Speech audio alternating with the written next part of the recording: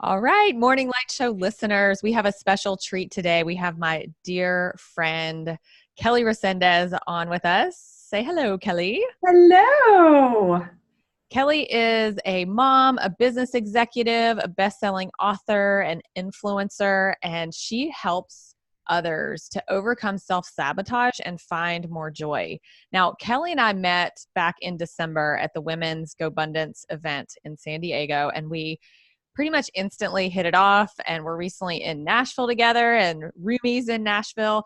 And something that I just love about you, Kelly, is you're so incredibly good at redirecting. So if I'm in a bad thought space and I'm like heading down this downward spiral, I know that I can call you, and within like 10 seconds, you'll have me shifting in another direction. And I know that's one of the big things that you talk about in your book, Big Voices, and something that you use a lot as a strategy as a coach. But I thought it would be a good place for us to start, is just what is that Absolutely. all about? Like, why is that so important?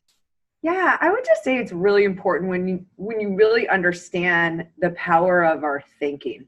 We don't recognize that like so much of our self-suffering, so much of our challenges is just brought on by the amount of thought that we place on certain things. And if we have the wrong thoughts about something, it can be devastating to us because it's just going to get bigger and bigger and bigger again. And so one of the strategies and lessons that I've learned most in my life, and it came from, Eckhart Tolle, was really accepting that the experience that I'm having is the experience that I need. And when you start to look at whatever it is that you are experiencing with a different lens, with that lens of gratitude, Mm. and you're able to move it into something that's positive, that's something that you can grow through, that it's something that you can look at differently than the lens that you've always had before, that's when you become super powerful. And one of my gifts has been, understanding and feeling how somebody else is feeling in that moment so that I can get them to look at it different. Because, I look at, when I talk about mindset, one of my favorite ways to describe mindset is, do you remember that toy that we used to have called the Viewmaster when we were Oh, growing yeah, up? Was that okay? totally. So I train people to believe that their thoughts and their emotions are actually separate. It's in this Viewmaster. And so as we're viewing a specific situation, we have the ability to click the button and look at something different. And when we do that, we become more powerful because then we aren't heavy with worry or frustration or any of these other things. We're able to just kind of, allow whatever that is to help us, and I would tell you probably my biggest teacher in this has been my children. Oh, Uh, yeah. I'm type A. I had everything put together in my life, everything scheduled, and you really, you kind of get used to people liking and loving you. And then all of a sudden one day you have these alien creatures that come home and dare you're not there yet, which I'm talking about as being teenagers or, Oh, I was preteens. thinking infants. I mean, I felt Oh, like my infants were oh alien my in my gosh. house. And they're like, yeah, you're not very smart. Like pretty much everything that you say right now, I'm going to contradict. And if you like it, I won't like it. And so that has been my greatest teacher in letting go, honestly, has just been kind of just being able to see it as separate. My old self would have been really, really upset, or I would have really taken a lot of things that my children did or said personally, Mm. and being able to reframe it that it was an opportunity for me to grow, for me to let go more, for me to be more accepting and unconditional with my love for them, even if they were being ornery little snotheads in that moment. So, Yeah. It doesn't sound a whole lot different from my 4.5-year-old yeah, twin daughters. I mean, different into the spectrum, but I'm just reflecting on what you're saying from that perspective. And for me, from there was, like you said, order and type A and some of that in my life. And then the kids came along, and I'm just thinking about how their toys are everywhere and it's a mess. And I can like barely keep the house picked up with them yeah, as part of that. And then being able to shift into a new perspective around that. For me, when I get to a good place with it, it's like, this is temporary. Like they're going to grow up and turn into teenagers, and they're not going to want to come home and play at home. Right. Yeah. Like this is just a temporary phase that we're in. So it's those simple shifts like that that really do make all the difference. Now, this is something I often find with my clients when I'm coaching them. They'll get to a space where they're pretty good at reframing, and then something happens and they actually start getting ticked off at themselves because they're still having to reframe. Yeah. Right. There is this false belief that we're going to arrive at this place that we're never going to need to reframe again. And I am always talking about, like, that's not true. Like your life is going to present endless experiences and opportunities for you to like change that viewfinder. Right. So I'd love to hear your take on that as well. Yeah, this was an experience that I didn't realize was so common amongst people that are choosing to grow, right? So you have this awakening, you know, and I start to look at my consciousness as really something that I started to focus on becoming more present and aware and whatnot in the early 2000s. And because you have wisdom, because you have information, when things don't go the way that you want, or you don't act the way that you want, you know, like my coach says, I just pick up a 2x4 and hit myself with it every single time. And what I didn't realize is it was just making it worse. It was just making it worse over and over, because there should never be a time that we are shaming ourselves, that we're resenting ourselves, that we're becoming angry at ourselves. And, you know, like with parenting or even in a leadership role, I see this a lot, where somebody has regret about how they acted.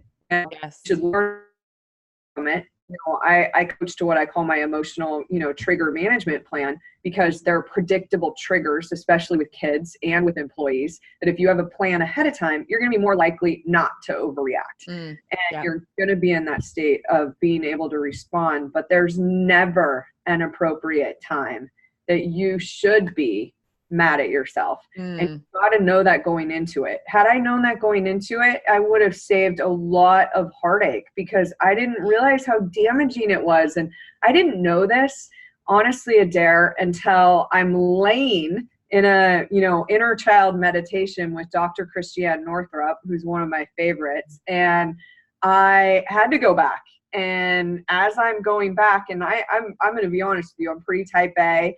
I'm pretty pragmatic and whatnot, but I do dabble a little bit in the woo-woo space too. I was like, okay, inner child meditation, what's this going to be? And meeting my inner child, I was like, whoa, I have never experienced anything like this before. And all it was simple. Like, why do you hate us so much? And what I found was that I hated the person that I was before my awakening. And so when that programming showed up day to day, like you said, like, why do I have to reframe this? Why do I have to? It was just this old programming that was no longer serving me, but I was separating. I had become, you know, what I kind of called, you know, my highest and most authentic self, and being in my big voice. And I referred to my former self as my billboard girl. And I really just I was constantly like saying things like, I don't even know who that person was. Like, you would have never have liked or loved that person. I said so many bad things that I just didn't realize the devastation that it caused. And the minute that I got back into sync and I learned how to honor that part of myself and really just listen and be patient and give that aspect of myself the love and understanding that they deserved, life just ended up falling more into flow, where the stuff still comes up. You know, I'm single, and when you're single and like stuff and dating comes up, I'm like, whoa, where did that 12-year-old just like go? Blindsided sometimes, you know, or whatever, you know, it's just silly nonsense. Like when you just make stories up and you're what is that? Like, I am an intelligent, wise human being. Like, why am I doing that? And then it's like, I know why I'm doing that, because when I was 12, I didn't get attention from, you know, whatever boy it was at that time. So I just say love and honor yourself. Work to not beat yourself up. Last thing you want to do is beat yourself up for beating yourself up for making a choice. So we want to let go of all that. Yeah, it's huge. You said something really profound there that I've talked about before on the show. And it's this whole idea of separating. Yes. And when we go into a place of like sabotage or regret, or sometimes just when we're in a shitty mood, we like separate from ourselves. And it's hard to describe what it is. Is it separating from your inner child? Is it separating from like a certain aspect of yourself? How would you define that? Yeah, I would say it's just this place where you're being guided by something other than your highest and most authentic self. Got so it. what we need to be in is alignment. And that means no inner conflict. Like no inner conflict. I'm not saying yes when I really want to say no. I'm not pleasing when I really need to retreat and spend some time on my own. So when you look at alignment, that's been a top aspect or value that guides me in my life is alignment. It's just, how can I be more clear? How can I remove internal conflicts? And for me, internal conflicts affect me physically. So if I had a situation with somebody at work that I needed to have a conversation, until I have that conversation, I can actually feel it in my throat. Yeah, and it absolutely. sits with me. And so you may feel it in your gut, or it might show up in back pain or here or there, whatever. But we want to just move towards this place of removing the internal conflict that we're having so that we can be in alignment. And when we separate from self or source, I'm very faith-based. So, I really do use God's guidance to be able to help me make decisions on a daily basis. But the minute that I allow ego, it shows up every day. It's still telling the stories. It's still trying to limit what my potential is. And I just am an allowance of it. I'm like, thank you. And that's my practice now. It's just, thank you. You're just trying to stop me from getting hurt. And I appreciate that. Yeah. And that's staying integrated, right? Integrated. It's a part of me. And I will tell you, one of the things that gets faith-based people into trouble sometimes is that they will refer to that aspect as the enemy. Right. And I'm like, the enemy is not going to be that blatant. Like, the enemy's going to get you to beat yourself up. That's how the enemy's going to get you. Yeah. It's not going to be that blatant, like, oh, I'm just going to throw you some thoughts that are, in opposition. That's too easy. Yeah. They're going to make you think that those thoughts are thrown by them, And so, I just say, love all of you, all the parts, just when we're humaning, as Abraham Hicks says, like, be like, okay with it. Like, I'm just humaning right now. Yeah, I just lost my shit on the kids, or I made this mistake or whatever.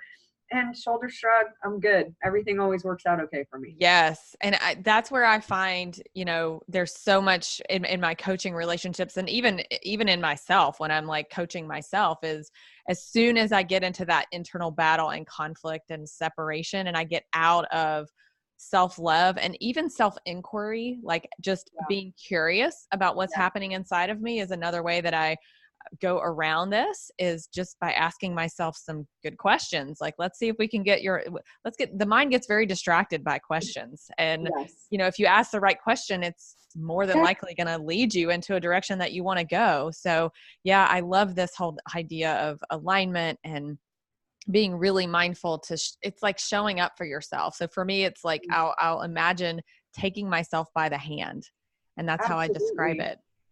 And being trusting of it. I love that you brought up these questions, because a couple of my major questions recently with some things that I'd experienced personally were, how can I feel more loved? And then trusting that God in the universe is going to give you those reasons. One of my questions recently was, how can I feel more protected?